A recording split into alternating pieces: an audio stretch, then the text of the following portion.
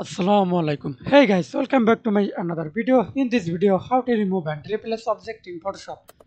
Now see this image. Sorry. Simply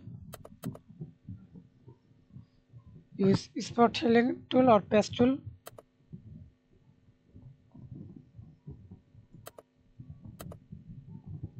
Control D.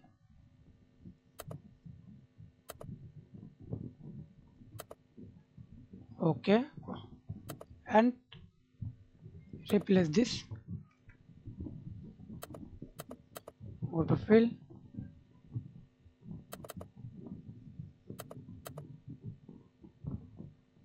Select.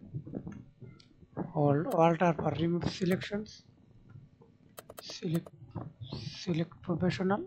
Repaint its radius.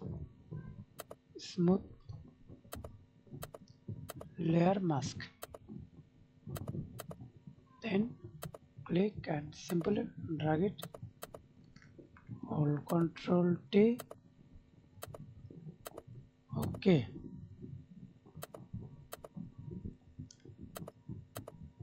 Thanks for watching video. Please subscribe to my channel, like, comment, share.